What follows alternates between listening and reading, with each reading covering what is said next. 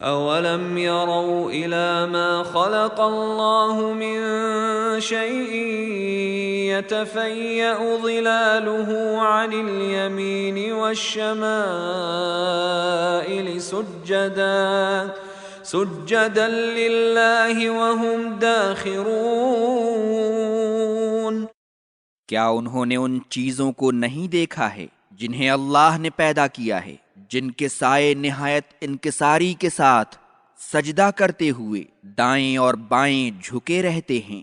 مشرکین مکہ کو جو دھمکی دی گئی ہے، اسی کی مزید تاکید کے لیے اللہ تعالیٰ نے اپنی عظمت و جلال اور کبریائی بیان کی ہے کہ یہ بات تم سے وہ اللہ کہہ رہا ہے جس کی بارگاہ میں جن و انس، حیوانات و جمادات اور فرشتے سبھی سجدہ ریز ہیں، حتیٰ کہ ہر چیز کا سایہ بھی صبح و شام نہایت عجز و انکساری کے ساتھ اس کو سجدہ کرتا ہے اور اس کی مرضی سے سرے منہ انحراف نہیں کرتا ہے۔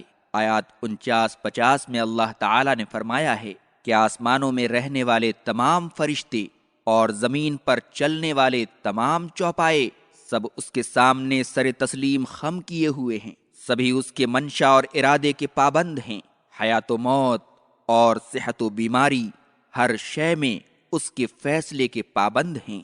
بالخصوص فرشتے اس کی عبادت اور اس کے سامنے سجدہ کرنے سے کبھی بھی انکار نہیں کرتے ہیں اور اپنے رب سے ڈرتے رہتے ہیں جو ہر عظمت و کبریائی والا ہے اور تمام مخلوق اس کے نیچے ہے، اور اللہ کی جانب سے جو احکام و اوامر ان کے لیے صادر ہوتے ہیں انہیں پورے جذبہ بندگی کے ساتھ بجا لاتے ہیں۔ آیت 50 سے علماء سلف نے اللہ تعالیٰ کے لیے فوقیت اور علو کی صفت ثابت کی ہے جس کی کیفیت معلوم نہیں ہے، اور جو بندوں کی صفت فوقیت و علو کے مشابہ نہیں ہے۔ وَلِلَّهِ يَسْجُدُ مَا فِي السَّمَاوَاتِ وَمَا فِي الْأَرْضِ مِن دَابَّةٍ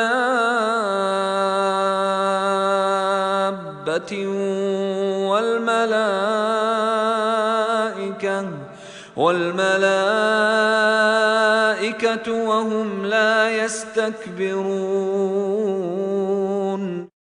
اور آسمانوں اور زمین میں جتنے چوپائے ہیں اللہ کو سجدہ کرتے ہیں، اور فرشتے بھی درا حالے کہ وہ تکبر نہیں کرتے ہیں۔ يَخَافُونَ رَبَّهُم مِّن فَوْقِهِمْ وَيَفْعَلُونَ مَا يُؤْمَرُونَ۔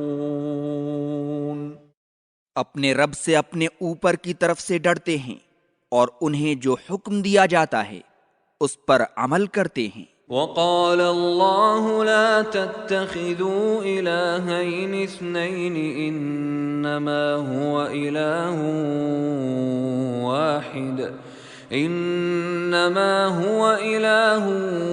وَاحِدٌ فَإِيَّايَ فَارْهَبُونِ۔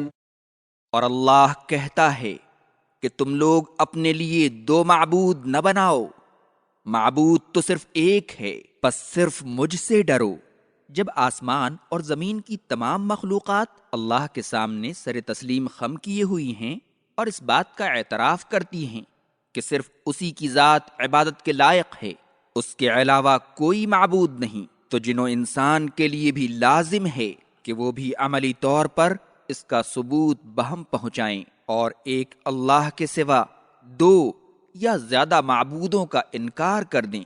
اسی لیے اللہ تعالیٰ نے انہیں اس آیت میں حکم دیا کہ وہ اپنے لیے دو جھوٹے معبود نہ بنائیں، اس لیے کہ معبود حقیقی صرف ایک ہے، وہی عبادت کے لائق ہے اور صرف اسی سے ڈرنا چاہیے، اس کے علاوہ کسی سے نہیں ڈرنا چاہیے، اس لیے کہ سب کچھ اسی کے اختیار میں ہے، کسی دوسرے کے اختیار میں کچھ بھی نہیں ہے۔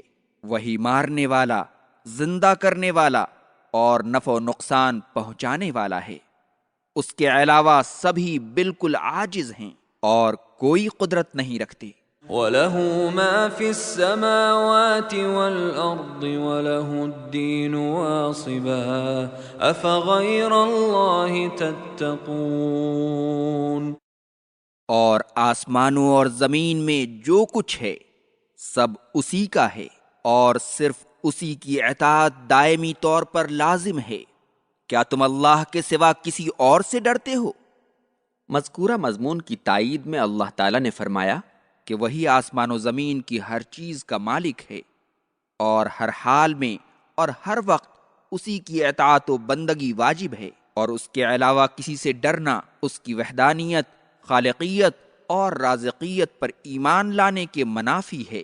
نیز فرمایا کہ تم لوگ اللہ کے سوا غیروں سے ڈرتے ہو، حالانکہ تمہارے پاس جتنی نعمتیں ہیں وہ تمام کی تمام اللہ کی دی ہوئی ہیں، اور جب تمہیں کوئی تکلیف پہنچتی ہے تو اسی کی جناب میں گریوزاری کرتے ہو، اس لیے کہ تم جانتے ہو کہ اس کے علاوہ کوئی اسے دور نہیں کر سکتا، اور تمہارے حال پر رحم کھاتے ہوئے جب وہ اس تکلیف کو دور کر دیتا ہے تو تم میں سے کچھ لوگ اس کے ساتھ غیروں کو شریک بنانے لگتے ہیں اور کہنے لگتے ہیں کہ یہ ہمارے معبودوں کا کرشمہ ہے، انہی کی بدولت ہماری یہ تکلیف دور ہوئی ہے، اور اس طرح وہ اللہ کی نعمتوں کا انکار کر بیٹھتے ہیں اور کفر و عناد میں مبتلا ہو جاتے ہیں۔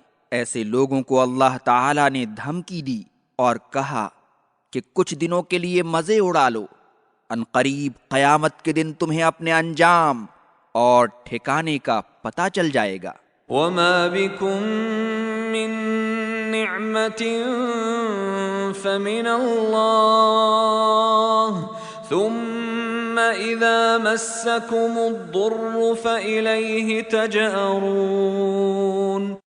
اور تمہارے پاس جتنی نعمتیں ہیں اسی اللہ کی جانب سے ہیں، پھر جب تمہیں کوئی تکلیف پہنچتی ہے تو اسی کی بارگاہ میں گریوزاری کرتے ہو۔ ثم إذا كشف الضر عنكم إذا فريق منكم بربهم يشركون۔ پھر جب وہ تمہاری تکلیف دور کر دیتا ہے تو تم میں سے ایک گروہ اپنے رب کے ساتھ غیروں کو شریک بناتا ہے۔ لِيَكْفُرُوا بِمَا آتَيْنَاهُمْ فَتَمَتَّعُوا فَسَوْفَ تَعْلَمُونَ۔ تاکہ ہم نے انہیں جو نعمتیں دی ہیں ان کی وہ لوگ ناشکری کریں، پس تم مزے اڑا لو، ان قریب تمہیں اپنا انجام معلوم ہو جائے گا۔